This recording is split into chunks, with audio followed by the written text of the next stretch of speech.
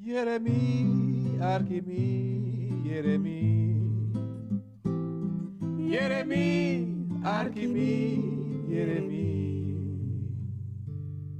Jeremy Steng, Le Guangria, E Barabaca, Embigi, Creviston. Mia de nakte de fufrede me, Su Quanquibriolo. Lobide, me freile qua son foru, mindri tran aviti, abra de moro, hey Berlin.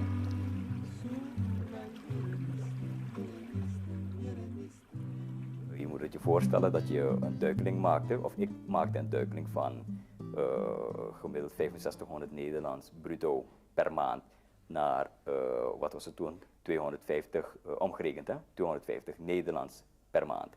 Dus dat is een gigantische duikeling. Ja. Maar goed, als je dan keek naar wat de mensen hier verdienen en wie toen dat bedrag verdiende, dan, want het was een artsassistentenbedrag. Dus dat wil zeggen dat als je net van de schoolbanken komt, dat je dat bedrag verdient, toch? Ja, dus je zag het was eigenlijk een soort van stagegeld, toch, verdiende je. En dus voor die functie, voor die positie was het naar Surinaamse begrippen een normaal bedragje. Maar voor mij was het een enorme duikeling.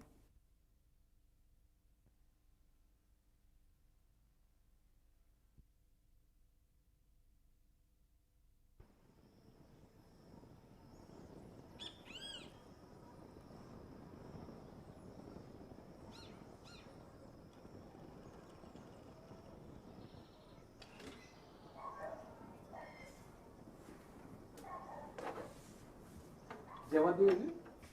Nou, ik gooi de ramen open, want vandaag komt mijn dienstmeisje niet normaliter elke ochtend. En dat doet zij al dit soort dingen. Normaliter sta ik op. 's Ochtends vroeg ik doe het gebed, het ochtendgebed. Hè. Elke islamiet hoort 5 keer per dag te bidden. Uiteraard na het bad natuurlijk. Ja, en dan ga ik eigenlijk meteen aan de slag, dus meteen ontbijten. Maar ik zei het, vandaag komt mijn dienstmeisje niet en dan ja, doe je de dingen die zij normaliter door de week doet. Hè. Ze werkt hier 5 keer per dag. Jimmy, is dit jullie huis? Dit is je kan zeggen, een familiehuis. Maar Van je familie? in wezen huren we het. Maar het is een, ja, hoe zou ik zeggen, een familiehuis. Dus het is van de familie. En je woont hier met je vrouw en... Ik woon hier met mijn vrouw en mijn 2 kinderen. Dat is het. Ik heb 2 kleine kinderen. Een meisje van 3 jaar, een jongetje van 1,5. En wat ga je vandaag doen? Hoe Dus ziet ik je dag probeer, er vandaag uit? ik probeer nu snel iets naar binnen te werken. Ik ga kijken hoe ver ik achter ben met mijn administratie. Ik vertrek om 7:15 hier vandaan, of misschien zelfs eerder. En dan, mijn kinderen zijn nu ziek. Hè? En dan ga ik ze even wat medicijnen toestoppen. En dan ga ik daarna richting Leonsberg. Daar wacht het bootje me op om naar mijn poli toe te gaan, of Nieuw Amsterdam. En daarna? Na de poli, zo ergens rond 12 uur, 1 uur kom ik terug. Maak ik me klaar voor het vrijdaggebed. Hè? En dan ga ik naar de moskee toe voor het vrijdaggebed. Ja. Polieruimte, dit is de polieruimte. Tevens studeerkamer. En dan ga ik op internetten. Een beetje browsen. En je browst voor medische kennis of ontwikkelingen op? Nee, medische kennis. Kijk, ik zit afhankelijk, het is gewoon afhankelijk van met wat voor soort probleem je zit, toch? Kijk, als ik een moeilijke patiënt heb gehad, waarvan ik denk van, oh jee, de boeken die zijn daar nog niet helemaal duidelijk over, of ze zijn niet up-to-date. Ja. Kijk, ik ben in 1993 afgestudeerd en die boeken dateren van daarvoor, toch? En dan kun je je voorstellen dat het ergens stopt, toch? Tot 92 of zo. Oké, en dan heb je ook, ik ben wel geabonneerd op het Nederlands tijdschrift voor geneeskunde. Hoor. Ik zal het je even laten zien, ik ben ook lid van de Nederlandse huisartsgenootschap. Ik zal proberen een oud exemplaar te zoeken voor je. Dit zijn allemaal de gelezen tijdschriften. Dit is hun maandblad van de Nederlandse huisartsgeneeskunde, dus dit lees ik. Yes. Dit is de behandelkamer. Hier doe ik best wel wat ingrepen, zoals mijn besnijdenissen, maar ook een hoop kleine ingreepjes. Hè. Ik probeer mijn voorraad aan medicijnen en aan middelen, hoor, aan instrumentaria. Kijk, mijn instrumenten die zijn gewassen, die moeten nog gesteriliseerd worden, die worden dan in doeken verpakt. Hoor. En ik heb toch wel een standaard setje kleine apparaten. Je importeert je eigen medicijnen? Nou, importeren is een groot woord. Zo als ik in Nederland ben, neem ik wat tabletjes mee onder de arm. Ben je regelmatig in Nederland? Elk jaar ben ik er. Op zijn minst 1 keer. En dan sla je zelf wel? Nou, opslaan is een groot woord. Dan neem ik bijvoorbeeld van een bepaald middel.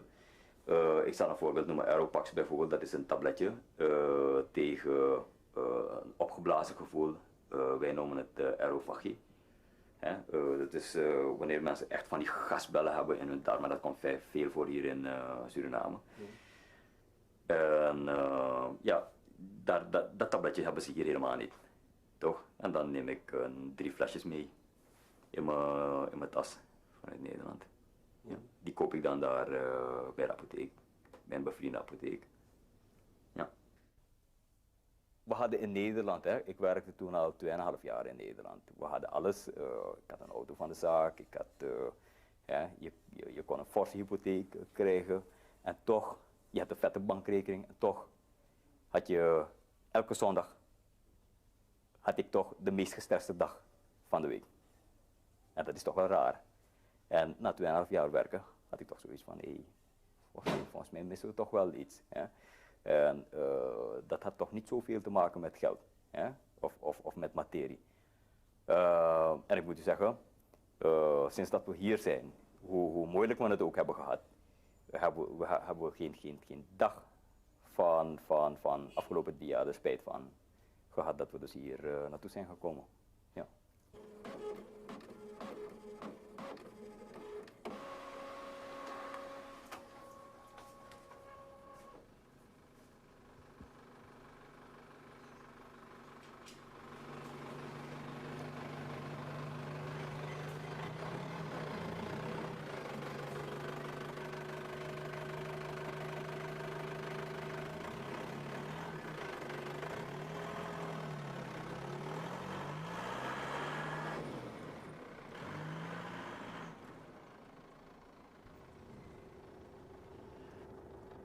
Oké, dit is de oppas van 2 kinderen. Wat ga je doen hier? Ik ga ze hier, ze zijn nu ziek, daarom moeten ze even medicijnen toedienen.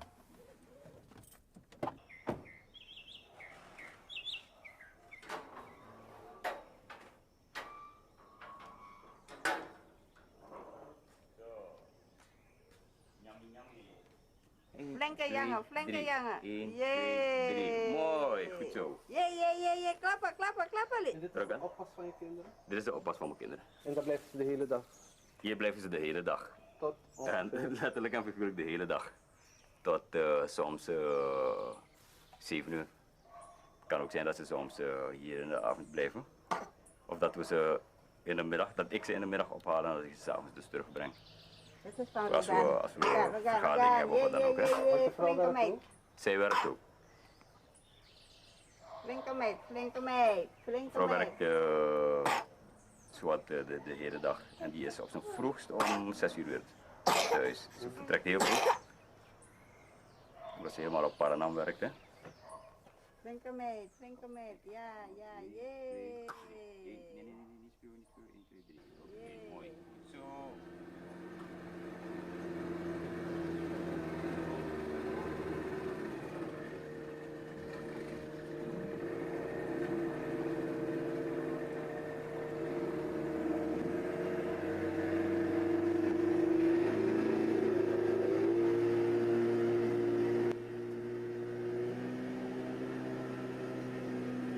Ik ga nu naar Nieuw-Amsterdam.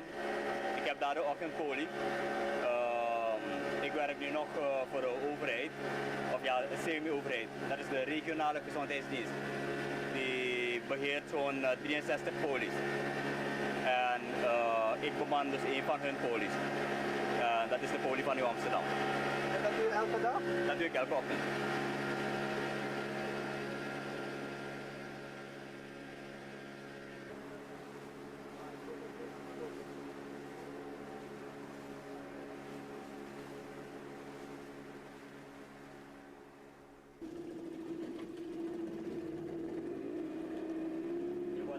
Erwan, morning. Oké. Druk hem aan.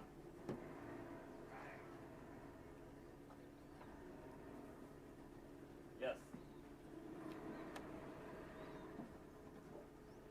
En hier komen de mensen uit de omgeving? Hier komen de mensen van Nieuw-Amsterdam, Voorburg, ja. Dus het resort Nieuw-Amsterdam, kunnen we. Dat zijn iets van 4, 5 dorpen bij elkaar. En wat doe jij hier? Ik hou hier elke ochtend poli. De regionale gezondheidsdienst, dus de stichting waarvoor ik werk, die staat vooral preventieve zorg voor. Hè? Maar je weet, wij artsen, vooral in het Westen opgeleide artsen, zijn meer curatieve beestjes. Dus we richten ons meer op de behandeling van reeds ontstane aandoeningen en zo. Hè? Voor wat voor ziekte moet je voornamelijk aan preventie doen hier? Wel, ik zou zeggen toch meer suikerziekte en ding hoor. En hoge bloeddruk. Dat is dat voor de wat betreft belangrijkste, meest bij de voorkomende? volwassenen. Bij de Ja. volwassenen. En bij En de bij de kinderen? kinderen is het meer polio, tetanus, dus klem hè. Ja. Difterie en bof, ja. Mazelen en rode hond natuurlijk. En bij de zwangere, wil je begeleiden zwangeren zo goed mogelijk. En ook het ongeboren kind begeleid je dan zo vroeg mogelijk. En dan streef ik ernaar om het protocol van de standaard zoals we het noemen, van de Nederlandse huisartsgenootschap zo goed mogelijk te volgen. Ja.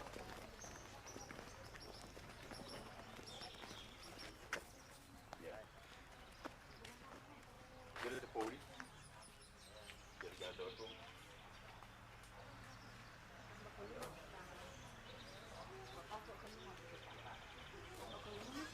Wat je hier ziet is een poli voor primary healthcare. Ja? Hier doen we de meest basale verrichtingen. Dit staat model voor de WHO, hè? De World Health Organization. Hier vindt gewoon integrale gezondheidszorg plaats. En de mensen hier hebben het, kun je noemen, toch wel ietsje beter dan de mensen in de stad. Wat bedoel je met integrale? Integraal betekent dus dat ze komen hier, ze krijgen gratis zorg of consult van de huisarts. Ze kunnen geprikt worden, vooral suikerpatiënten kunnen gratis geprikt worden. Ze krijgen hun medicijnen meteen, ja, tegen een hele kleine, hele geringe vergoeding.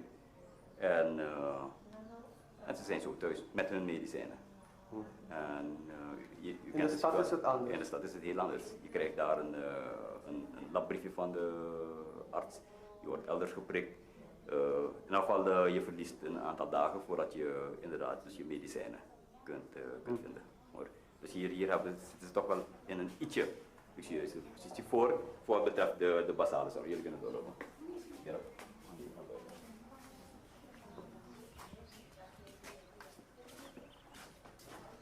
Hier zien jullie de apotheek.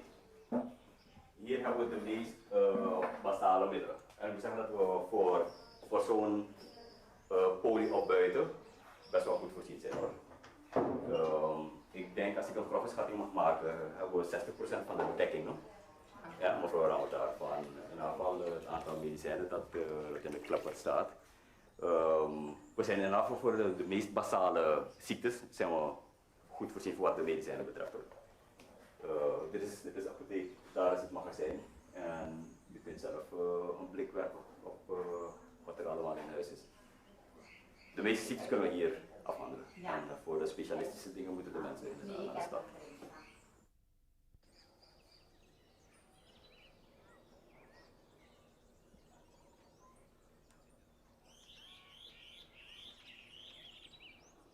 Hoe overleef jij dit?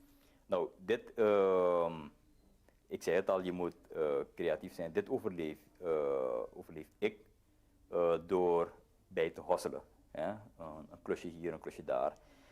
Voor mij, concreet, betekent het poli houden aan huis. Ja? En dat betekent anything doen wat de patiënt van je vraagt. Ja? Natuurlijk heeft het zijn grenzen, maar om maar een voorbeeld te geven, als iemand je om 4 uur 's nachts je bed uitbelt, met de klacht van pijn op de borst of hoofdpijn, dan heb je maar uit te rijden, want dat betaalt. Ja? En vooral als het gaat om, natuurlijk moet je er zeker van zijn dat het een goed betalende patiënt is. Dus met andere woorden, je moet ze kennen. Ja? En dus in de middag poli draaien. Ik heb elke middag hou ik mijn deur open om patiënten te kunnen ontvangen. Dus al die kleine beetjes helpen toch wel. Ik moet zeggen dat daarnaast mijn vrouw ook heel sterk inkomt met haar salariswerk. Ze heeft een staffunctie bij een van de grootste bedrijven van Suriname. En dat kan het huishouden een beetje draaiende houden. Nee, dan moet je even kijken, maandag terugkomen. En dan ga ik die hechtingen verwijderen hoor. Het is een beetje dun, het is een beetje luchtig. Afsluiten. En dan moet je maandag komen. Is dat beter? Peter. Oké, dan leg jij het aan. Ja, moet voor de hechting. Oké?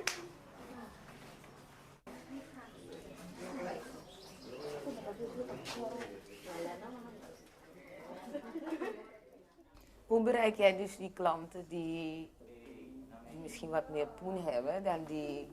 Ik denk dat het op de eerste plaats komt door jouw handelen. Ja? Jouw medisch handelen, jouw geneeskunst, dus de manier waarop je omgaat met datgene wat je geleerd hebt, dat is geneeskunde. Hè? Dus je geneeskunst, het heeft te maken met je geneeskunst en je approach. Toch, dat is één. Hè? Dus dat is het medisch-technische. En het niet-medisch-technische is, zoals ik het al zei, creatief zijn, het heel agressief benaderen van de mensen. Dat wil zeggen, ik heb bijvoorbeeld flyers laten drukken en het laten sponsoren door een bedrijf en ook visitekaartjes laten maken. En daar heb ik dus een paar jongetjes voor betaald om in elke wijk hier op Paramaribo Noord een flyer in de bus van de mensen te doen. Bye. Oké, zo.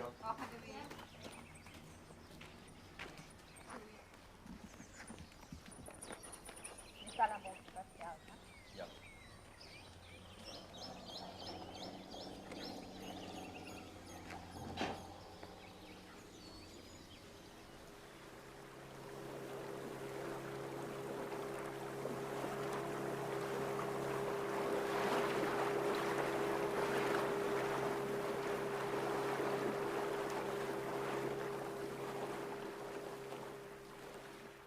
Hoe kijk je tegen Surinamers aan in Nederland? Ja, gewoon als mijn medestranamans, hè. voor mij zijn het nog steeds ras-echte Surinamers hoor. Voor in ieder geval diegenen die nog steeds die affiniteit hebben met Suriname en Surinamers. Ik bedoel, als ik daar ben, dan ja, ben ik weer thuis. Het is mijn tweede thuis en dan komen we weer bij elkaar met alle Surinaamse vrienden die daar zijn achtergebleven. Dus voor mij zijn het gewoon Surinamers.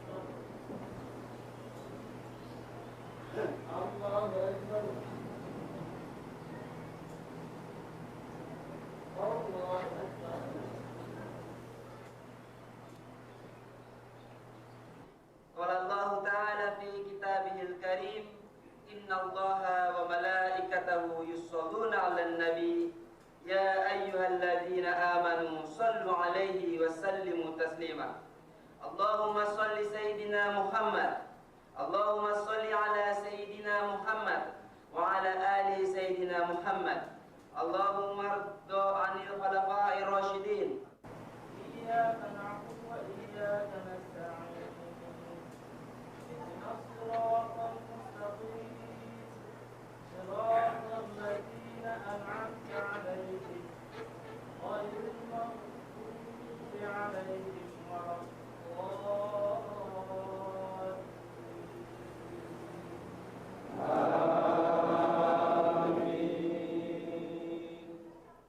Wat heeft jouw geloof of de manier zoals je je geloof beleidt met je werk te maken?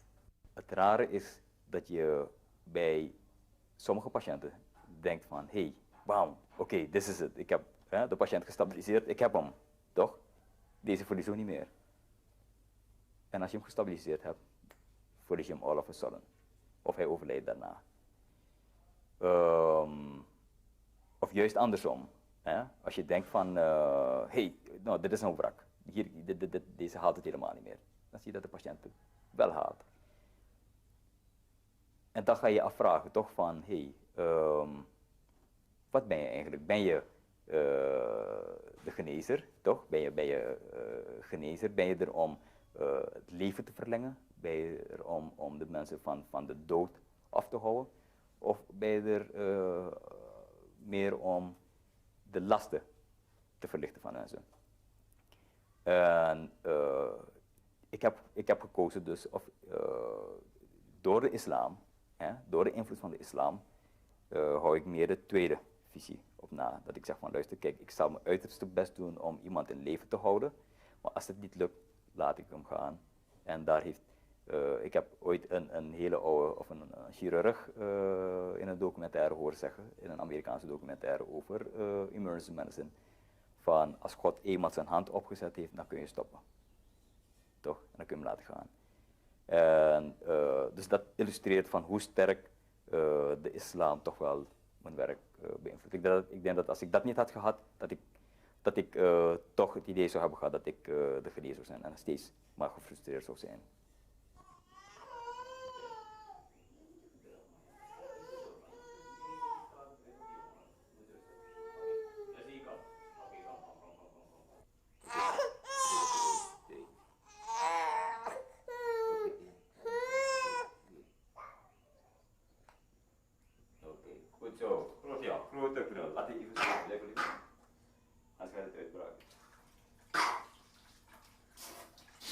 Het ging niet makkelijk, maar zeker een middenaanval en een hoogbrugge aanval van Guyana lukt op dat moment vrij goed.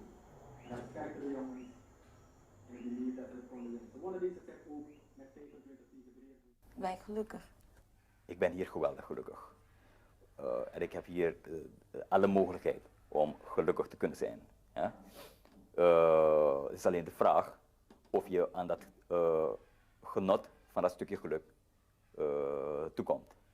En dat betekent niks anders dat ik hier verschrikkelijk moet hosselen, toch? Om toch nog wat te kunnen verdienen. Dat klinkt heel raar. Om wat te kunnen verdienen. En ik denk dat dat me zo opslokt dat ik nog nog weinig van het geluk kan genieten. Maar gelukkig ben ik zeker. Ik heb gelukkig familie. Ja? Mijn zus, mijn zwager, mijn vrouw, die me toch zoveel mogelijk op wijs en een beetje op de remmen trapt. En me een beetje toedwingt of een beetje aanspoort om toch zoveel mogelijk van het geluk te gaan genieten. Maar voor de rest ben ik heel erg gelukkig. Dak boven mijn hoofd, vervoer, elke dag te eten. 2 schatten van kinderen. Ik heb een dochter van 3 en een zoon van 1,5. Jullie hebben ze mogen zien. Oké, nu geeft ze me hoofdpijn met een ziekte, maar goed, dat hoort erbij. Ik denk dat je ook gelukkig maakt. Ik moet zeggen dat nu ze ziek zijn, ik toch meer in de avonduren even naast het bed ga staan wanneer ze in diepe rust zijn. En als ik mijn zoontje zo zie vechten om adem te halen vanwege een verstopte neus, dan gaat je hart wel smelten en dan zeg je van hey, ik denk dat ik toch wel meer met ze moet doen. Toch? Maar goed, dat is ook een genot, als je zo mag zien rusten. Dus jij blijft in Suriname? Ik blijf zeker in Suriname totdat ze me hier wegschieten.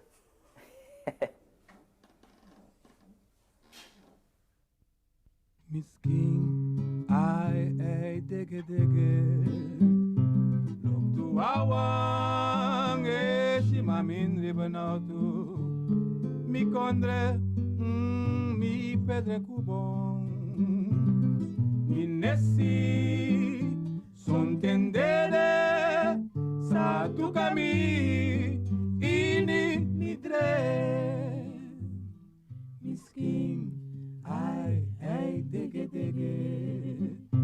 look to awang si mamin ribanautu mi condre mi pedre kubong mi nessi son tendere sa tu kami ini midre